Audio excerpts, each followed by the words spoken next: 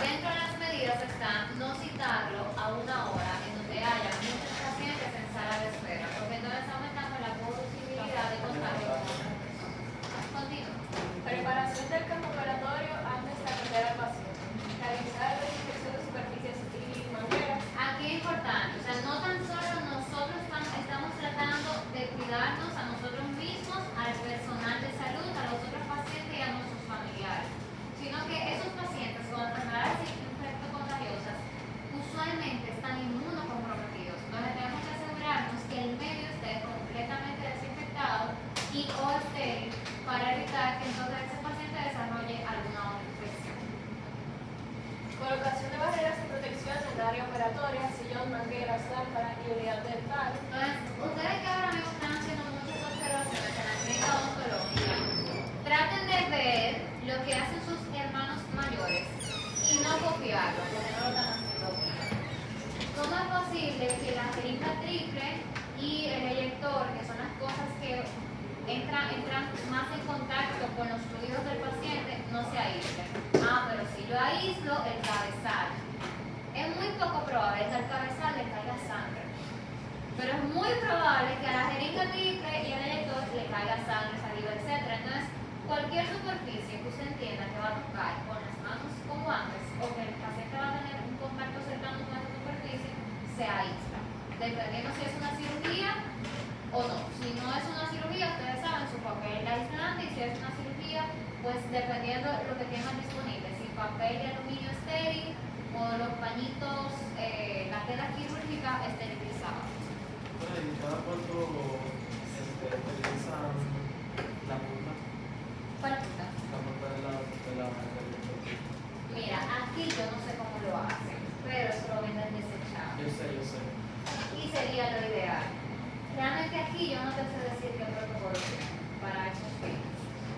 Pero por eso, cuando usted llegue a la clínica, no confíe. O sea, ustedes saben que ustedes comparten sillones.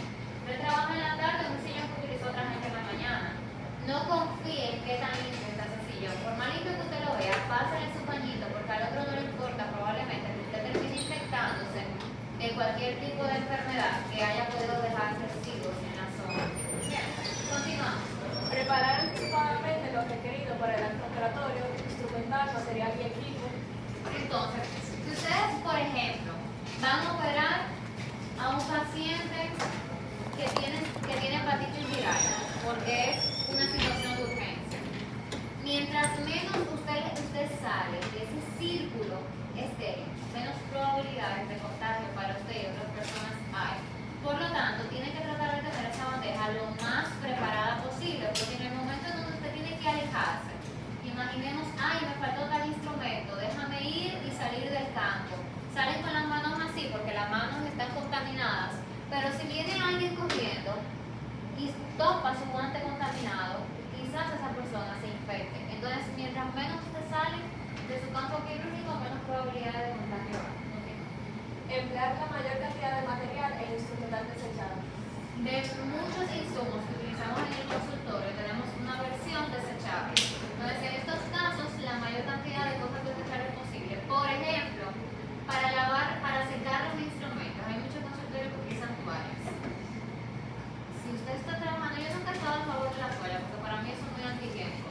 Pero si yo estoy a trabajar, si usted sabe que está trabajando una persona con enfermedad infectocontagiosa, no vaya a sacar esos instrumentos con una toalla, utilice papel toalla en ese caso, aunque sea en ese caso específicamente. Bien, continúa. Hay otra persona acá que no haya participado en esta mitad del semestre. Que no haya participado. Durante la atención del paciente, usar equipo de protección personal, programar el mayor número de procedimientos posible por sesión para reducir el número de sesiones de tratamiento. Entonces, usted sabe que cada vez que ve a ese paciente es un protocolo especial, es un dolor de cabeza básicamente. Vamos a tratar de aprovechar cada cita para hacer la mayor cantidad de procedimientos. ¿Sí? Se recomienda dar al paciente un enjuague bucal con antiséptico al inicio de su ciclo. Entonces, un paciente promedio, si usted quiere, antes de comenzar, le dan enjuague de cualquiera. Pero este paciente específicamente tiene que ser a base de clorexidina, preferiblemente, porque ustedes saben que tiene un efecto más potente para reducir la carga microbiana. Continúa. Preparar gases y toallas humedecidas con materiales desinfectante para la limpieza del instrumental, área de trabajo y eliminación de contaminantes. ¿Sí? Uso de succión quirúrgica, dique de hule o agua. Sí. Aplicar medidas de seguridad para el manejo de punzocortantes, aguja y hojas de vehículo. Eso lo vamos a ver ahorita, ¿sí? Evitar tanto autopunciones y daño tisular en el caso de lesiones con punzocortantes, iniciar el programa, posición, la aplicación de medicamentos profilácticos y un seguimiento. Ahorita vamos a ver qué hacemos aquí en la consulta cuando uno de ustedes se lastima con algún instrumento punzocortante. Succión quirúrgica se refiere La a cámara, la de alta. ¿Quién me ayuda acá? Que no haya participado en esta mitad. Comienza acá. después de bloquear al paciente, usar equipo de protección personal. Entonces, yo no sé por qué ustedes piensan que después de que el paciente se va, ustedes ya no tienen posibilidad de contagiarse. Claro que sí, está todo contaminado con los fluidos del paciente. Entonces, comienzan a quitar todo, sin lente, a veces sin guante. Eso no hace sentido. O sea, señores, cuando usted toma el eyector para quitarle el papel, salen aerosoles. Y esos aerosoles le pueden caer en el cuerpo. Entonces, el paciente se fue, usted sigue con el equipo de protección personal hasta que esté todo adecuadamente limpio. Sí. Las manos deben ser protegidas con guantes de nitrilo para retirar barreras de protección, limpiar la unidad, recoger y transportar el instrumental al área de lavado. Continuantes. Los guantes de limpieza son más gruesos, precisamente para evitar que si sin querer roza el guante con algún instrumental mucho cortante, disminuir la probabilidad de que usted se lastime. Entonces hay que hacer un cambio de los guantes. Sí. Realizar el manejo de material punzocortante colocándolo en depósito rígido. Entonces en la clínica ustedes tienen este tipo de contenedor para desechar las jeringas, las agujas, los calcules, cualquier cosa que pueda cortar. Vamos a cuidar, por favor, a las señoras que se encargan del aseo, porque a veces ustedes por la rapidez lo botan en el zapacón y hemos tenido casos de señoras que se lastiman. Y ahí tiene ese video porque no se sabe qué paciente fue, que utilizó tal cosa, entonces no hay forma de hacer una prueba al paciente para ver si el paciente es VIH positivo, etc. Entonces vamos a aplicar las medidas. Al lado de estos contenedores, por lo general, hay un aparato que se destruye la aguja para entonces después colocarla aquí. Continúo. Colocar guantes u otros residuos infecciosos en la bolsa roja de desechos infectocontagiosos. Entonces, si se fijan, acá hay funda, pero las fundas que ustedes van a encontrar en las aulas son de un color diferente a las que están en clínica. En clínica todas las fundas son rojas, porque el proceso de desecho de esas fundas es diferente. O sea, no se lleva esa basura al mismo lugar que se lleva la basura común, porque ahí hay residuos con gran posibilidad de infección. Vean, esto se aplica en todos los consultorios. Continúo. Hacer el cierre de cassette de esterilización con instrumentos contaminados. Ah, sí. Sumergir el instrumental utilizando un desinfectante concentrado como glutaraterito, después de un tiempo suficiente de desinfección, lavar y esterilizar. Cuando ustedes están fregando el instrumental, la cantidad de aerosoles, que es ese quito que hace que se produzcan, son muchas. Entonces, usted acaba de trabajar con un paciente que es positivo para una enfermedad infectocontagiosa. Antes de comenzar con el cepillo, deje el instrumental sumergido en una solución desinfectante para entonces bajarle la carga viral o bacteriana y así cuando usted entonces vaya a cepillarlo, evitar un poquito más la posibilidad de contagio. Sí.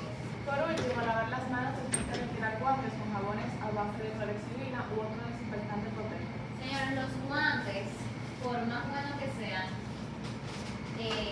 tienen cierto grado de permeabilidad. Le estaba diciendo el grupo de ayer, no sé si ustedes llegaron a ver un episodio de Police Anatomy, con una cirugía que hizo una doctora, Miranda, si recuerdo bien. Ustedes saben que el lavado de manos para cirugías médicas es muy estricto, que 2 minutos, que solución, que está aquí, que está allá, es más estricto que lo que nosotros hacemos, sobre todo con una cirugía de abdomen abierto, etc. Pues resulta que haya sido todo su protocolo de lavado de manos, utilizó evidentemente guantes estériles, un campo estéril, y el paciente desarrolló en el postquirúrgico una infección muy fea por, si recuerdo bien, estafilococo aureus. No, creo que el paciente murió o casi se muere, sé que estuvo grave.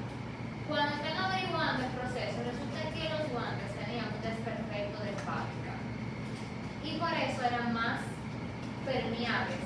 Y con eso, la bacteria que estaba en las manos de la doctora, cuando dio lavarse la mano, pasó y colonizó la herida del paciente. Entonces, no se crea que cuando usted está usando guantes y se lo quita, tú tienes la mano limpia. Lávese la mano que usted le pide. ¿Y cómo en esos casos no se percata de eso? ¿O se da cuenta Yo ya? ahora como una serie, ahí se puede buscar y darse cuenta que estaba todo estéril y al final lo que encontraron fue hacerle el estudio a los guantes y ahí fue que se percataron. Si aquí pasa, no sé qué decir. Un artículo, una tesis, no sé, que se basó en que la cirugía se puede infectar por la mascarilla, por el coronavirus, como estudiar la mascarilla, algo así. Como Si no tiene la mascarilla correctamente colocada, ajá, entonces eso puede producir muchísimas vías. y el que tiene fuerte inclusión. Hay muchas vías de contaminación. Y también nuestra profesora de microbiología se supone que con un grupo, creo que de la maestría de periodontia, no estoy segura, pero ella habló en un momento de que hicieron una tesis que se trataba de la contaminación causada porque no se cambiaban la mascarilla ni los gorros. Y se supone que muchos estudiantes no se lo cambiaron y que aparecía de todo. No, claro, imagínate tú con una mascarilla y la estás usando desde la mañana. Hazle un estudio microbiológico en la parte externa de esa mascarilla y tú vas a ver que vas a encontrar de todo. Entonces, imagínate que no te la cambiaste porque tú la sigues viendo blanca, la sigues viendo limpia, te la quitas, te la pones pensando que está limpia, pero entonces te contaminas las manos. Y con esa misma mano contaminada comienzas a manipular los instrumentos porque para tú llevar el instrumento a la bandeja tú lo tocas, ¿verdad? A pesar de que tú no tocas el instrumento directamente, tú estás contaminando el empaque. Y muchas veces tú colocas el empaque directamente en la bandeja que está en contacto con la gasa que vas a utilizar con el paciente. Entonces hay muchísimas vías. Bueno, yo lo que veo, para los guantes que nosotros utilizamos, el empaque, no lo coge. Lo odio. Sí. O sea, no hay forma. Yo no entiendo por qué es que hacen eso. Los guantes utilizamos en el día a día. Tú sacas uno y salen tres. Entonces, para tú sacarlo, siempre es como que déjame ver dónde es que está la parte que va hacia la muñeca, porque por lo usual es el dedo que está hacia afuera. Entonces, tú con tu mano te estás agarrando el guante por donde va el dedo que supone que toca el paciente. Yo estoy con esperanza de que eso se mueva. Cada vez que tengo que sacar un guante lo digo. Seguimos. Comenzamos con hepatitis. ¿Cuál hepatitis fue que vimos anteriormente? ¿Cómo se llama? Hepatitis alcohólica. Bien. Vamos a ver otro grupo de hepatitis que son las hepatitis virales causadas por virus hepatotrópicos, es decir, que colonizan y causan estragos a nivel del hígado. Igual, aquí vamos a tener una inflamación hepática que va a conllevar a las mismas disfunciones que habíamos visto anteriormente, lo único que aquí la causa es distinta. Este puede cursar de forma aguda cuando transcurre un periodo menor a 6 meses y si es más de ahí, pues se dice que es crónico. Entonces vamos a ver con detalle. Tenemos las dos hepatitis agudas, hepatitis A y hepatitis E. Son las más sencillas, no se cronifican. Y el contagio es por alimentos que están contaminados con heces fecales, evidentemente contaminados por el virus. Por más difícil que suena, no es tan descabellado. Por ejemplo, un tomate, usted lo lava con agua que está contaminada, pensando que esa agua está limpia, ya, si usted se come ese tomate, ya se puede infectar con hepatitis A o con hepatitis E. También la hepatitis A se puede transmitir de forma directa cuando hay contacto con una persona que está contagiada. La buena noticia es que como no se cronifica en la mayoría de los pacientes, se curan sin tener secuelas secundarias. Bien. Para la hepatitis A hay vacuna, esa es otra buena noticia, y para la hepatitis E hay vacunas que están en proceso de desarrollo, pero todavía no se colocan de forma masiva. Ahora, la hepatitis B, C y D son las más peligrosas porque sí se cronifican y conllevan a daños permanentes a nivel del hígado. Bien, la hepatitis B es para la cual todos nosotros nos vacunamos y nos ponemos refuerzo cada cierto tiempo. Tenemos una gran cantidad de pacientes que son portadores asintomáticos, lo cual lo hace peligroso en ese sentido. Y la vía de transmisión es perinatal, es decir, en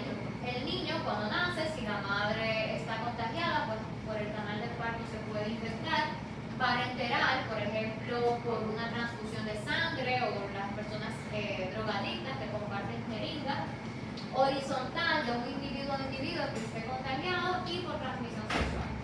En el menos del 5% de los casos, esta condición se puede cronificar. La hepatitis C, para nosotros, esta es la más peligrosa, porque se contagia por las mismas vías que la hepatitis B, igual se cronifica, es decir, que puede llevar a daños permanentes del hígado, pero a diferencia de esta, para esta no hay vacuna. Entonces hay más chance de que una persona tenga hepatitis C que hepatitis B, porque probablemente para la hepatitis B esa persona sí está vacunada. Entonces con este que nosotros tenemos mucho cuidado. Bien. Y la hepatitis D finalmente solamente sucede en personas que están previamente infectadas por hepatitis B. Si usted nunca ha tenido hepatitis B, nunca se va a enfermar de hepatitis B. Ahora, usted puede tener la mala suerte de infectarse de las dos puntas al mismo tiempo, tener el combo. Así es así. Entonces, cuando el paciente llega a la consulta, que les manifiestan que tuvo hepatitis viral, la mayoría no sabe si fue A, B, C, no sabe. Usted puede tratar de identificarlo a través de la historia clínica. Por ejemplo, la hepatitis A y hepatitis E, por lo general el paciente te dice, no, eso fue algo sencillo, fue que comí algo que estaba contaminado, me dijo el médico, ahí yo estoy bien, eso fue sencillo. Ya con eso usted va como descartando. Bien. En el cuadro clínico tenemos una fase prodrómica, que es como la antesala. Aquí el cuadro clínico es muy generalizado. Los signos y síntomas son propios de cualquier tipo de proceso infeccioso. Las personas cuando están en esta etapa pueden pensar que están pasando por una gripe, por ejemplo, porque lo que va a tener es malestar, fatiga, fiebre, náuseas, vómitos. En esta etapa el paciente todavía no identifica que tiene un problema todavía mayor. En la segunda fase, que es ictérica, ¿por qué ustedes creen que se llama así? Y aquí comienza el fallo hepático. O sea, que ya aquí hago análisis y me van a dar alterados y evidentemente va a tener ictericia en todas las superficies que ya ustedes conocen, incluyendo la cavidad oral. En este punto podemos tener ciertas complicaciones si no se trata adecuadamente. El paciente puede tener cirrosis, que ya ustedes saben perfectamente lo que es, carcinoma hepatocelular, es decir, cáncer en el hígado, terminar en coma y finalmente la muerte. Y tenemos la parte de convalecencia, cuando el paciente ya se va mejorando, donde los signos y síntomas van desapareciendo. En las manifestaciones orales, realmente directo de la enfermedad, solamente vamos a ver la ictericia. El resto de las manifestaciones orales están más asociadas a fármacos, como lesiones tiquinoides, serostomía, síndrome de boca ardiente y colitis angular, que ustedes conocen bastante bien. En el tratamiento, en la fase aguda, igual que cualquier otro proceso viral, va a ser más que todo paliativo, es decir, para la fiebre, ustedes saben, antipirético, hidratación, dieta hipercalórica y manejo de los síntomas. Cuando el paciente está en una condición bastante delicada, probablemente van a tener que ingresarlo, porque puede requerir incluso apoyo circulatorio y respiratorio. Ya yo les dije que el paciente se puede complicar a tener una situación de coma y puede morir. Evidentemente en esta etapa, ¿qué se debe evitar? El alcohol, fármacos hepatotóxicos y que sean metabolizados por el hígado. Ya en la fase crónica, básicamente lo que se trata es de evitar que el virus se siga propagando de forma rápida, que se siga replicando. Y evidentemente lo que se indica principalmente son antivirales y otros fármacos similares a estos. Bien. En el manejo odontológico, como yo tengo casos de hepatitis que son muy sencillos, que solamente forman de forma aguda, sin secuelas para el ser humano, y otros que son muy complicados, yo probablemente tenga que hacer interconsulta con el médico de cabecera. Si yo identifique que el paciente está totalmente sano y no hay signos ni síntomas, probablemente no sea necesario. Y usted de forma preliminar puede mandar a hacer un panel de pruebas hepáticas, hepatitis B y hepatitis C, y ahí tener una idea si realmente requiere la interconsulta o no. Cuando el paciente está en una fase aguda, igual que cualquier otra enfermedad, en una fase aguda no atendemos apenas que sea estrictamente necesario porque hay una urgencia. Si el paciente te manifiesta que tuvo hepatitis hace 4 o 6 meses, Si se manda a hacer una prueba de hepatitis B y da negativo y el paciente está asintomático, lo podemos atender. Ahora, si la prueba da positivo o el paciente tiene secuelas y tiene signos y síntomas activos todavía, se entiende que el paciente todavía está en una fase que puede contagiar, hacemos la interconsulta y tratamos de no atenderlo, apenas que sea indicando medicamentos mientras tanto para, por ejemplo, aguantar el dolor que pueda tener por un diente que requiere extracción. ¿Por qué tendremos riesgo de hemorragia en un paciente con hepatitis viral?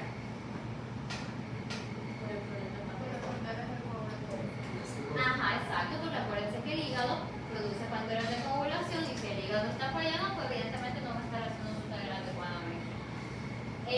Los fármacos ya hablamos, el cuidado que tenemos que tener en este punto. En las analíticas, aparte del hemograma, las pruebas de constancia, pruebas de las 12 hepatitis virales que podemos indicar. Igualmente, el panel de función hepática que ya ustedes conocen perfectamente. Hepatitis, sencillito, ¿alguna duda? Seguimos con el VIH. Yo tengo un video por ahí, pero el video dura mucho, ustedes lo ven en su casa. Pero básicamente el virus de la inmunodeficiencia humana, como dice su nombre, ¿qué es lo que causa? Que el paciente entre en un estado de supresión del sistema inmunológico. Específicamente, las células que se ven afectadas son los linfocitos TCD4.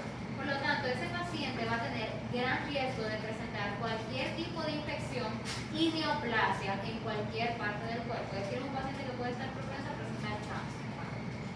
Se dice que el paciente tiene SIDA, es decir, síndrome de inmunodeficiencia adquirida, cuando tiene menos de 200 células por milímetro cúbico de linfocitos TCD4. Para que ustedes tengan una idea, el rango normal va de 500 a 1600. Entonces, si está por debajo de ahí, ya el paciente está en una situación de riesgo bastante delicada.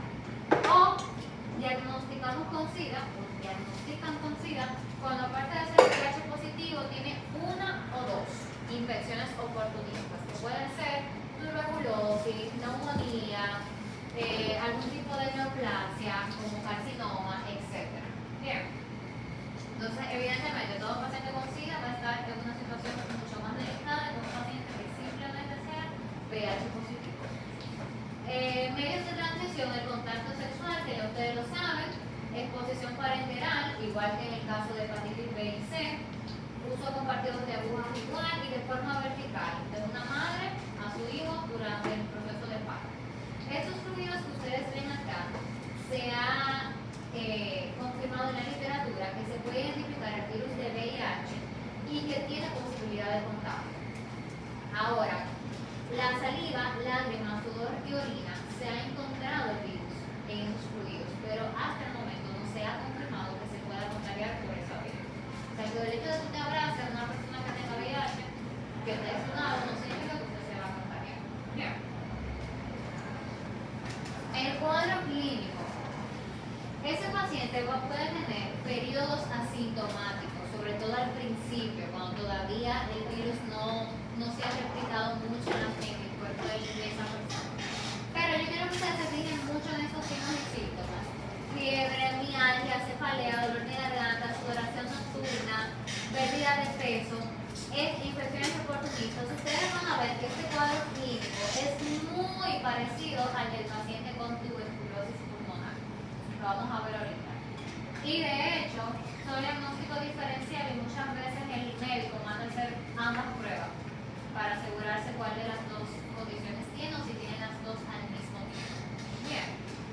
Porque de hecho, como la tuberculosis, ustedes saben que parte del cuadro clínico se caracteriza porque el paciente tiene tos, pero el paciente con VIH puede desarrollar neumonía o puede desarrollar de forma secundaria tuberculosis. Por eso es que tienen muchos factores de coincidencia en cuanto al cuadro clínico. A nivel odontológico, ustedes tienen un cuadro con muchísimas condiciones orales que están asociadas al VIH, pero vamos a hacer énfasis en la candidiasis, en las enfermedades periodontales necrosantes, ya se lo dieron los periodontas. Sarcoma de Kaposi, que ustedes saben que vimos que es una neoplasia maligna, no es exclusiva del paciente con VIH, pero una gran proporción de los pacientes que tienen sarcoma de Kaposi son VIH positivos. Y el virus de herpes simple. El manejo médico, estos pacientes se manejan con antirretrovirales. La medicina ha avanzado muchísimo, o sea, ya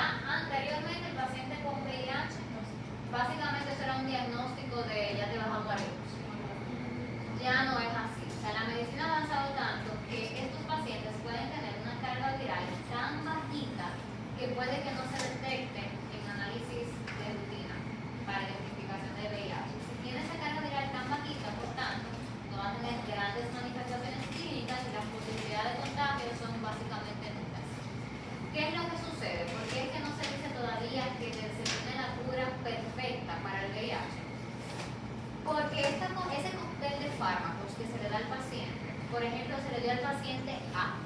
Ese paciente básicamente no tiene, o sea, tiene el virus en su cuerpo, pero ya tiene cero posibilidad de contagio.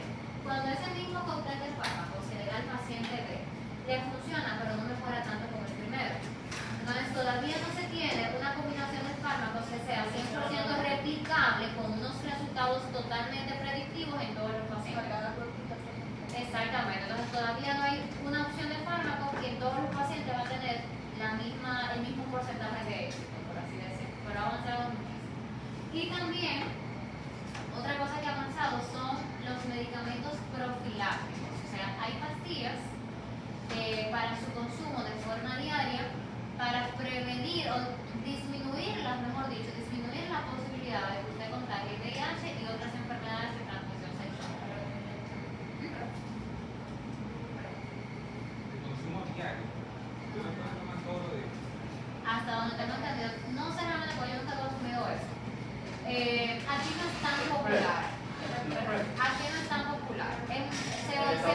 Se comercializa más en España y en Estados Unidos. Pero, algo que estaba comentando con el grupo de ayer, si usted no se la, primero, no lo evita al 100%, reduce la posibilidad de contagio. Y segundo, si la persona no se lo toma al pie de la letra, evidentemente la efectividad de ese medicamento va a disminuir. Pero ya es un avance. Y aún así se tiene que hacer la analítica 6 meses, 3 meses, 6 meses. Ustedes saben. Recomendaciones en el manejo odontológico. Lo primero es, a pocos pacientes, usted le va a hacer la prueba de VIH. Usted tiene que tratarlo a todos como si fueran VIH positivo en cuanto a las medidas de manejo odontológico. Créanme que el paciente que usted menos piensa es el paciente que va a ser positivo no tan solo a VIH, sino también a otras condiciones. La historia clínica completa y la interconsulta es muy importante porque como son pacientes que están inmunodeprimidos, tal vez requieran profilaxis antibiótica o algún cuidado especial. Si el paciente está asintomático o apenas está comenzando la enfermedad, está en las etapas tempranas, por lo general el médico autoriza que tú lo trates sin tener ningún cuidado especial, porque todavía el paciente está en los estados incipientes.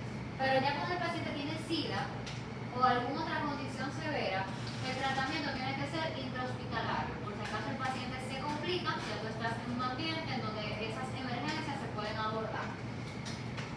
Una cosa, la evidencia dice que el nivel de bioseguridad tiene que aumentar y, por ejemplo, utilizar 2 guantes. Yo se lo coloco aquí porque eso es lo que dicen los libros. Pero la ética con la que trabajamos en UNIVE es, primero, a todo paciente, por más sencillo el procedimiento que usted esté realizando, aunque es una profilaxis central, usted tiene que tener todas las medidas de bioseguridad. Bien. Número 2.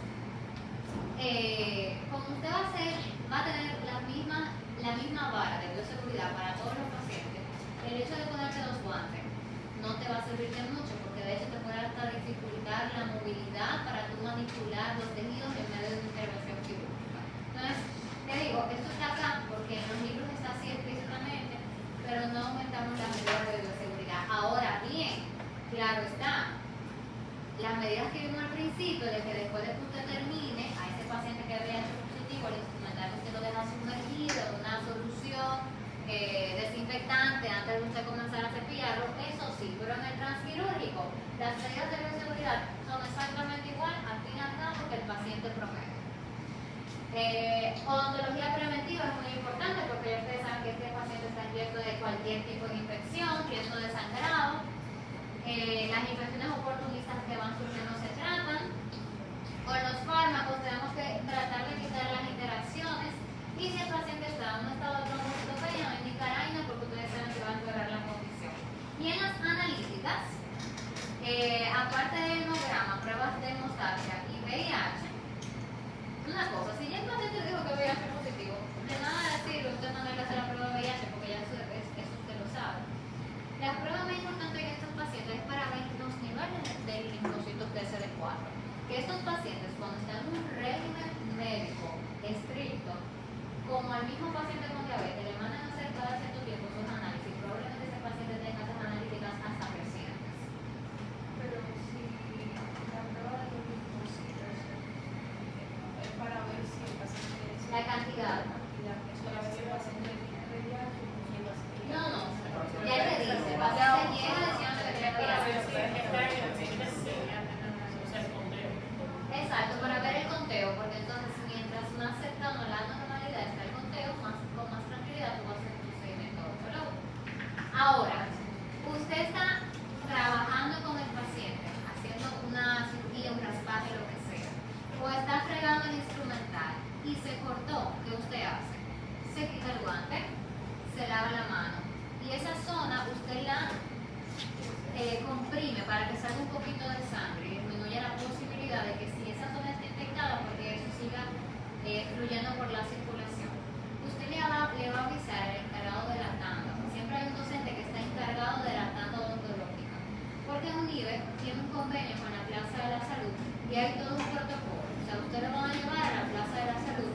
Si se sabe cuál fue el paciente, porque a veces tú estás fregando instrumental de 5 pacientes y tú no sabes con cuál paciente fue que tú finalmente te hiciste la función. Si usted sabe cuál es el paciente, se contacta al paciente y también se lleva a la Plaza de la Salud. Entonces, a usted se le va a hacer las pruebas virales. Si el paciente es positivo y usted se acaba de pinchar, usted no va a dar positivo por el paciente. Si usted da positivo ese día porque ya usted estaba contagiado. Pero se tiene que tener ese valor del punto de partida porque a los 3 meses y a los 6 meses se van a repetir esas pruebas totalmente gratuitas, hasta donde tengo entendido, porque mi lo costeo. Entonces, si a los 3 6 meses se hace la prueba y usted da positivo y se sabe que en la línea base usted dio negativo, pues se sabe que el contagio fue producto de la punción. Bien. Al hacerle la analítica al paciente, si se ve que el paciente tiene alta probabilidad de contagio, porque dio positivo y los valores virales están por las nubes, pues se comienza con usted una terapia profiláctica en donde se administran los antirretrovirales. Pero trate, evite cortarse, pincharse, porque esos medicamentos hay personas que la llevan muy bien y no les producen nada, con muy pocos efectos adversos, pero hay otras que la tumban como si estuvieran pasando por una quimioterapia. Pérdida de pelo, náusea, horrible. Entonces ustedes traten de seguir todas las medidas para que no se corte. Y aquí tienen algunos ejemplos de infecciones oportunistas que puedan surgir y su tratamiento simplemente para conocimiento general. Ahora vamos a ver estas 4 enfermedades de transmisión sexual que son muy comunes y el manejo de las 4 al mismo tiempo. Comenzando con herpes, que es lo que solemos ver con más frecuencia en la consulta odontológica. Ustedes saben que la infección por herpes es causada por el virus del herpes simple. Tenemos el herpes tipo 1, que por lo general es el que causa las lesiones a nivel oral, pero que también se ve implicado en lesiones a nivel del sistema genital. Y el herpes tipo 2, que es lo contrario. Por lo general se ve en el sistema genital, pero se puede ver también en las infecciones a nivel oral. Y saben que se manifiestan con unas vesículas que se agrupan a modo de ramillete, como si fuera un racimo de uvas, y cuando estas se fracturan, en la zona se libera un líquido. Cuando ese líquido se expande a otras zonas, pueden salir vesículas de forma secundaria, zonas que inicialmente no tenían nada. Y ahí se va a formar entonces una costra. Bien. No tiene cura, o sea, es una enfermedad que cuando el paciente está pasando por un proceso de estrés, algún proceso viral, ansiedad, se reactiva. Entonces, ¿qué les iba a decir acá? El cuadro clínico del herpes ya ustedes lo conocen, pero quiero mencionarle la gingivodermatitis herpética primaria, que la sintomatología es mucho más incómoda porque las úlceras suelen ser más extensas, es bastante incómodo, pero igual el tratamiento es básicamente paliativo, en lo que el proceso viral se va estabilizando por sí solo. Manejo odontológico. El paciente que llega con herpes activo no se atiende, ni siquiera un diagnóstico, señores, porque si usted fractura esa vesícula, la mayoría de los pacientes llegan con una sola. Usted la fractura y ese líquido se expande a otra parte de la boca y el paciente va a tener esa boca horrible, va a ser muy incómodo para él. Aparte de que hay una gran posibilidad de contagio para usted.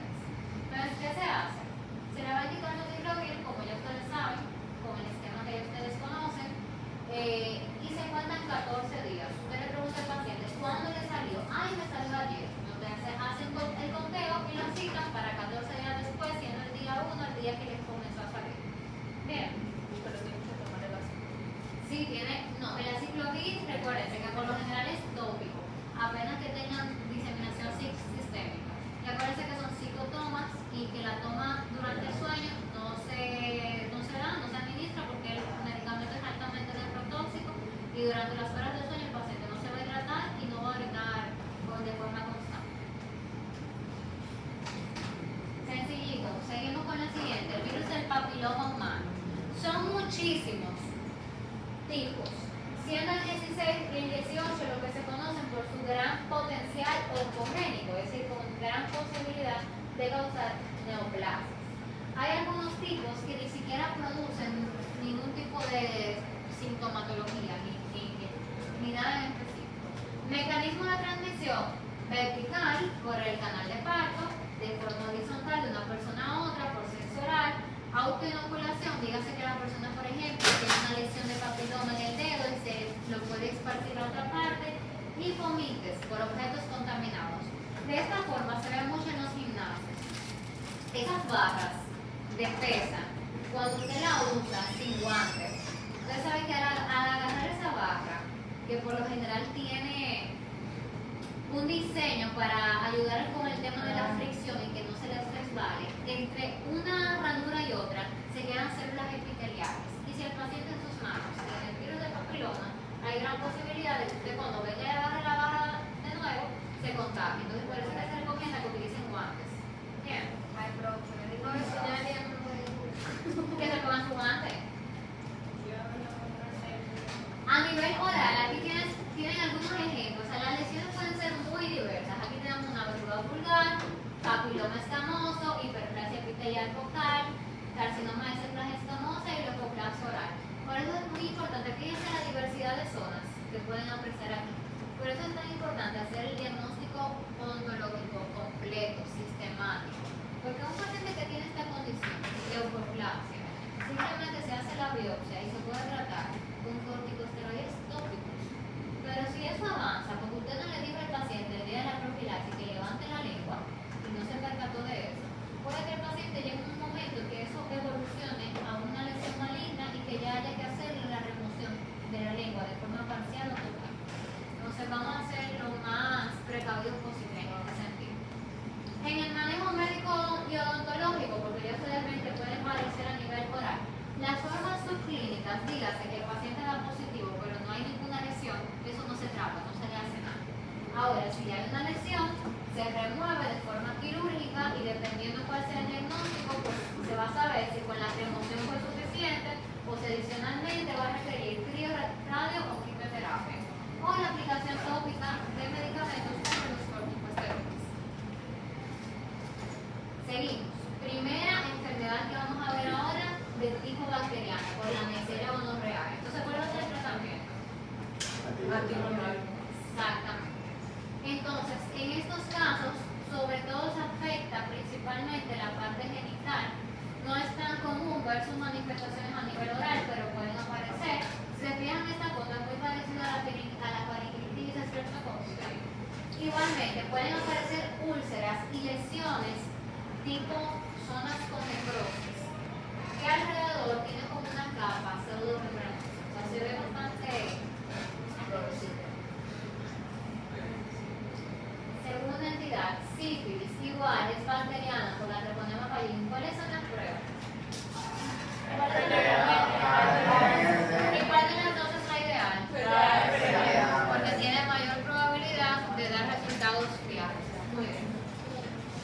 La vía de transmisión, miren acá, no voy a hacer mucho énfasis, el tratamiento con antibióticos. Pero no, es que esas son infecciones que ahora mismo, si se detectan al tiempo, el paciente se trata y no deja secuelas ni nada. Y antes la gente se moría de eso.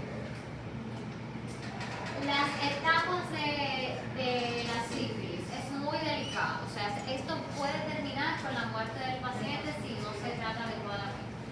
En un estadio inicial, el paciente va a tener úlceras en diversas partes del cuerpo, pero son úlceras indoloras. Por ejemplo, a nivel de la cavidad oral vamos a tener la lesión tipo chancro sifilítico, como ven acá en el borde del lago. Cuando pasamos a una etapa secundaria, aquí ya la sintomatología se va a acentuar.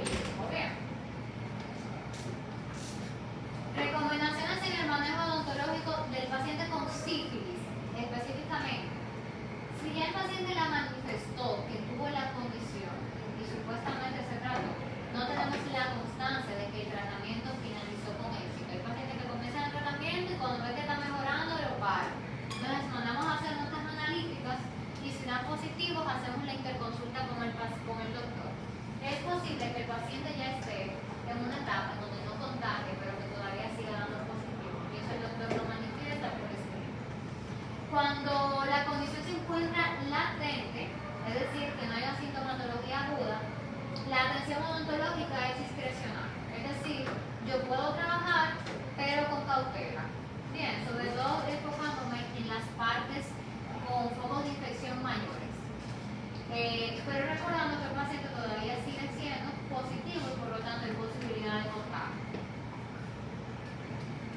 Ahora, medidas de manejo odontológico de las 4 enfermedades. ¿Cuáles fueron las 4 enfermedades que vimos en conjunto? Herpes, gonorrea, y gonorrea. Ok, ¿qué más iba leyendo ahí? ¿Ustedes tienen participación? No. Ahí sí. Recomendaciones en el protocolo de manejo. Dale. Indagar en el interrogatorio sobre las IDS sin referir que sea necesario. Es importante identificar el estado actual del paciente y definir si el clínico está tratando a otra persona con suspensión para asegurar si libera. Pero no te estoy escuchando. Es que la habla así. Tomar en consideración Ahora las sí. derivadas, si paciente con historia de tratamiento adecuado, no requiere modificaciones en el plan de atención odontológica, ni implica riesgo secundario. Paciente con infección activa o en aquellos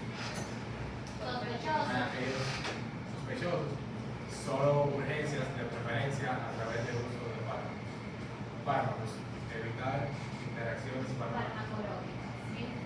Y para finalizar esta unidad, porque nos quedan 2 enfermedades de la siguiente unidad. Tuberculosis pulmonar. Es causada también por la famosa bacteria Mycobacterium tuberculosis. Entonces, estos pacientes, esa bacteria tiene alta probabilidad de mutación. Por eso es que estos pacientes, por lo general, el tratamiento es por todo un año, en donde se somete a un esquema de antibióticos, un cóctel de varios antibióticos que van cambiando más o menos cada 3 meses.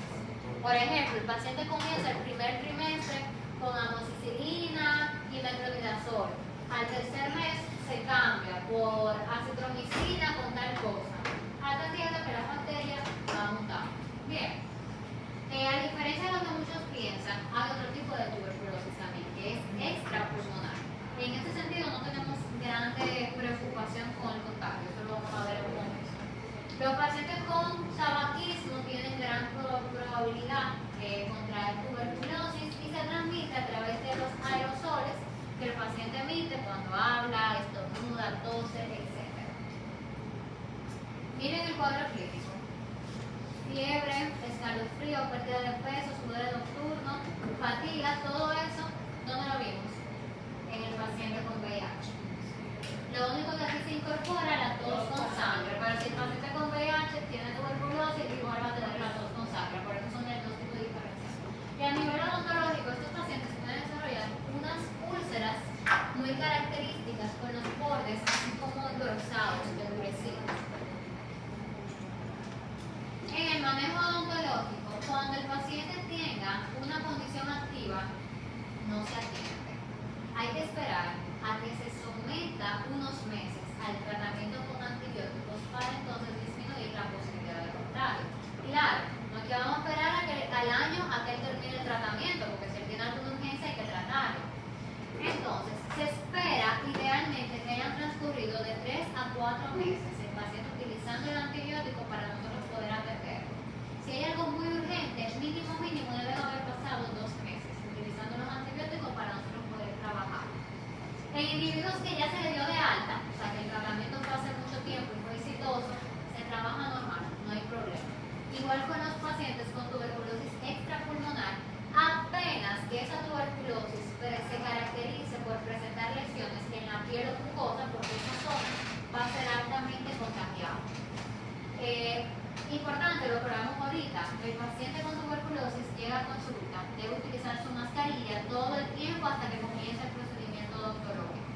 Su enjuague con antiséptico, tratar de que el paciente llegue e inmediatamente pase al consultorio y no que se quede en sala de espera. Si es un procedimiento donde tenemos la posibilidad de utilizar dique de goma, es decir, aislamiento absoluto, utilizarlo porque el paciente va a estar tosiendo, entonces el dique de goma de cierta forma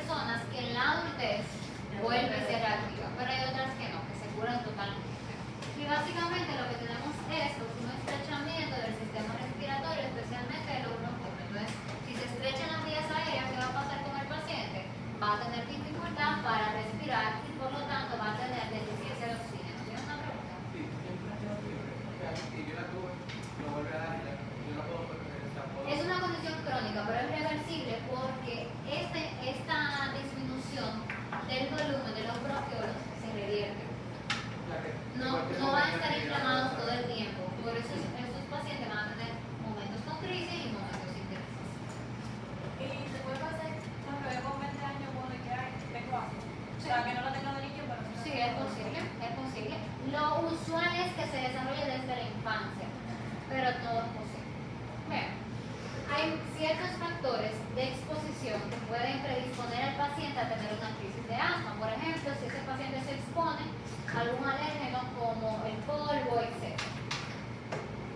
El cuadro clínico, te dije que hay momentos asintomáticos donde el paciente está totalmente estable, pero cuando tiene sus crisis va a tener disnea, que ustedes saben que es la dificultad respiratoria, las sibilancias, que es ese sonido, como ese sonido al momento de respirar, tos poco productiva, porque por lo general es una tos seca que no remueve esa gran mucosidad, ese catarro que nosotros conocemos mucho cuando el paciente está pasando por un proceso viral. Taquicardia, sudoración y cianosis. Y la cianosis se puede manifestar a nivel de la cavidad oral. Las manifestaciones orales que vemos acá principalmente es por el uso de fármacos, porque esa bombita que utiliza el paciente muchas veces tienen esteroides que ustedes saben que deprimen el sistema inmunológico y pueden condicionar a tener estas condiciones orales. Y entre los fármacos, aparte de los esteroides, están los broncodilatadores, porque la idea es abrir las vías aéreas. Bueno, ¿por qué muchas veces esas bombitas causan caries? O sea, en un... es secundario de la serotonina. No te va a causar caries directamente, pero si te disminuye el flujo de salival, ya tú sabes que vas a tener unos flujos biodisponibles para combatir presiones, zonas de desmineralización que están activas en el momento. Y vas a tener menos inmunoglobulina A, que también te desmineraliza. En el manejo odontológico, tengo que hablar con el paciente. ¿Cuándo fue su última crisis? No es lo mismo un paciente que te hizo una crisis hace un mes que un paciente que no tiene crisis desde hace años. Bien, si el paciente tiene mucho tiempo sin una crisis, es decir, tiene un asma leve, tú lo atiendes sin ningún protocolo especial. Ahora, tú le pides que traiga la bomba al consultorio por si acaso se desata una crisis, poder manejarla en el momento. Pero si es un paciente que tiene crisis con mucha frecuencia y que son crisis graves, probablemente primero tengamos que hacer interconsulta y segundo, de forma profiláctica, antes de comenzar, que se coloque un vaso del fármaco para evitar. ¿Ustedes se acuerdan del paciente con angina de pecho inestable? Que antes de comenzar tenía que utilizar su medicamento de forma profiláctica. Lo mismo con el paciente con asma grave. El consultorio odontológico hay unas reglas universales que se deben cumplir para que el consultorio sea lo más, que el diseño arquitectónico sea lo más compatible posible con un ambiente hospitalario, en donde no se acumule mucho polvo. Por ejemplo, en el área de cirugía, las esquinas no son así, son ¿cómo se llama? ¿Ustedes no se han fijado? No son esquinas normales, porque esta esquinita, cuando tú estás limpiando y quieres sacar el polvo de ahí, eso es casi imposible. Pero cuando son redondeadas, el polvo tú lo recoges con más facilidad. Entonces hay menos posibilidad de que se almacene. Exactamente. Además, tener buena ventilación, incluso hay pinturas especiales para los ambientes hospitalarios que se impregnan menos bacterias, etc.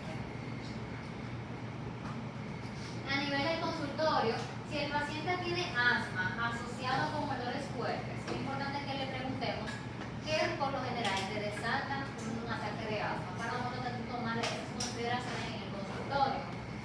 Evitar que el paciente se estrese, porque entonces se va a dificultar todavía más la respiración, mucha prevención, cuidado con la crisis adrenal, si está tomando corticosteroides a largo plazo. Y muy importante, si el paciente tiene asma de forma frecuente, evitar la prescripción de AINES, que suelen desatar crisis de asma. Me estaban preguntando si hay una interacción con la anestesia. No directamente, o sea, la lidocaína al contrario. La lidocaína le hace bien al paciente porque produce broncodilatación. Cuando usted está haciendo ejercicio, que su cuerpo se activa, el metabolismo aumenta, se libera adrenalina, que eso es lo que activa el cuerpo. Y la adrenalina produce broncodilatación, porque como usted está acelerado, se entiende que va a necesitar mayor oxígeno. O sea que la lidocaína no es el problema. El problema está en el metabisulfito de sodio, que es un conservante que tiene el anestésico. Entonces, si es un paciente que hace crisis bastante agudas, hay que hacer una interconsulta para saber cómo vamos a abordar esa parte.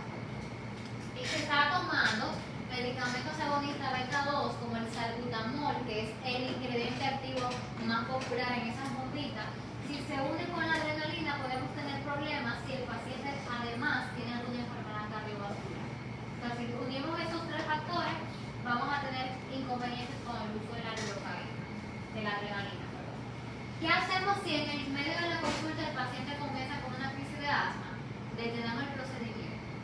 Lo que sea que ese paciente tuviera encima, dique de hule, lo que sea, lo retiramos todo y colocamos al paciente en una posición en la que se sienta más cómodo, por lo general a 45 grados. Bien, si tiene la ropa muy apretada, tratar de desabotonarla para ayudarlo a respirar un poquito mejor. Si trajo su bombita, que se dé un bombazo, si tenemos oxígeno, colocárselo. Y si al poco tiempo el paciente no ha respondido, lo ideal es que tengamos en nuestro consultorio un EpiPen que nos ayuda a trabajar en pacientes que tengan alguna crisis de alergia, porque parece que el asma está relacionado con procesos alérgicos. Entonces, el EpiPen básicamente es un shot de lidocaína que nos ayuda en ese sentido. Ahora, una enfermedad, una enfermedad irreversible del sistema respiratorio, EPOC, enfermedad pulmonar obstructiva crónica. Estos dos términos ya no se utilizan, están englobados dentro de este título, bien, pero todavía hay personas que se quedaron con el diagnóstico que le hicieron hace años. Y básicamente, ¿en qué se diferencia? En el enfisema, fíjense acá, tenemos los alveolos pulmonares, básicamente se destruyen y quedan los alveolos mucho más abiertos. Entonces el intercambio gaseoso de oxígeno y dióxido de carbono se complica. Y si tiene bronquitis crónica, como etiología de la enfermedad pulmonar obstructiva crónica, básicamente lo que vamos a tener es una disminución de ¿qué? Del volumen de ese bronquio. Y eso va a conllevar a que ese paciente vaya a tener una dificultad respiratoria bastante importante. Factores de riesgo, aquí voy a destacar el tabaquismo, no solamente activo, sino también pasivo. Yo conozco personas que nunca han fumado, pero que se criaron en un ambiente donde todos sus familiares fumaban. El familiar que fuma no ha desarrollado ninguna enfermedad a nivel respiratorio, pero esta persona sí, ese es mi papá. Mi papá nunca ha fumado, pero todos sus tíos que lo criaron fumaban. Entonces, ¿qué pasa? De eso le estaba explicando el otro grupo. La persona que se expone es peor que exacto. La persona que se expone directamente al tóxico, su cuerpo puede ser capaz de crear mecanismos para adaptar como una defensa ante la exposición constante de ese tóxico. Para yo darles un ejemplo, el paciente con tabaquismo por lo general desarrolla queratina en zonas de la boca que son no queratinizadas y es como un mecanismo de defensa. Vamos a ponerlo más sencillo. La línea alba, ¿se acuerdan? ¿A nivel de qué está la línea alba? De la línea de oclusión, en donde se unen los dientes superiores con los inferiores. ¿Y por qué sucede? Porque los carrillos, el tejido que tenemos es no queratinizado, pero esa zona está expuesta a una fricción constante. Entonces, ¿qué hace el cuerpo para protegerse? Esa zona donde hay más úlceras, atalar, crea una capa de queratina en una zona donde inicialmente no había.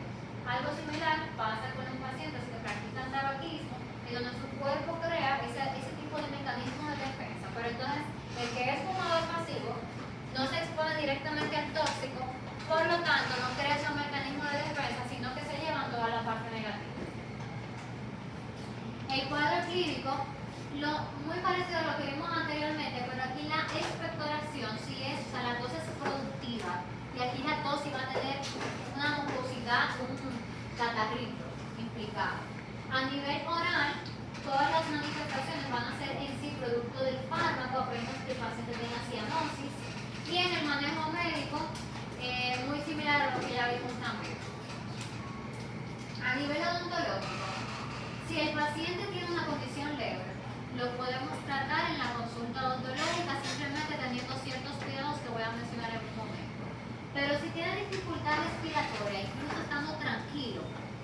reposo. Es como el paciente que tiene una depresión inestable. No lo puedo atender en el consultorio. Eso es obligatoriamente un hospital. Para el paciente con condición leve, citarlo preferiblemente en la mañana, no acostarlo totalmente, sino trabajar a 45 grados. Es un paciente que para una profilaxis va a necesitar reposo, porque es que le falta el agua. O sea, por ejemplo, cuando yo trabajo con mi papá, más o menos como cada 5 o 10 minutos tengo que parar. Sentarlo, que respire y después lo repuesto y seguimos así. Muchas veces utilizan bombas que la llevan a la consulta. Control de ansiedad, porque usted sabe que una persona que no sufre los pulmones con ansiedad se le dificulta la respiración. Entonces, incorpore a ese paciente un problema respiratorio de base. El dique de goma, aquí está contraindicado. Ese paciente tiene dificultad para respirar. Si está estable, puede trabajarle con su dique de goma. Ahora, si tiene mucha dificultad respiratoria, no se recomienda. Hay cierta evidencia que dice que los pacientes con una gran carga de microbiota oral está relacionado con agudización de episodios de EPOC. Eso todavía no está 100% comprobado, pero está en proceso de estudio. Evitar anestesia general. ¿Se acuerdan los pacientes con anemia? Que no se le podía colocar anestesia general, porque ese fármaco desplaza el oxígeno de la hemoglobina para él usar el glóbulo rojo como medio de transporte. Esto mismo pasa en estos pacientes. Si él tiene deficiencia de oxígeno, no le colocan anestesia general, que le va a complicar todavía más la condición. Estos pacientes, por lo general, desarrollan condiciones cardiovasculares. Entonces tenemos que tener cuidado con esas otras condiciones sistémicas que puede tener el paciente y cuidado con las enfermedades que están tomando esteroides a largo plazo. Si tiene una bronquitis crónica y desarrolla insuficiencia cardíaca congestiva, ahí tenemos que tener cuidado. Ustedes se acuerdan que el paciente con condiciones cardiovasculares no es bueno utilizar el hilo retractor con epinefrina, porque usted no está controlando exactamente qué cantidad de adrenalina ese paciente está recibiendo. Y si se sobrepasa la dosis que ese cuerpo aguanta, el paciente puede comenzar con taquicardia y tener un edema pulmonar agudo. En la consulta, idealmente tener oxígeno disponible para ayudar al paciente. Sencillito. ¿Alguna duda? Vamos con la participación.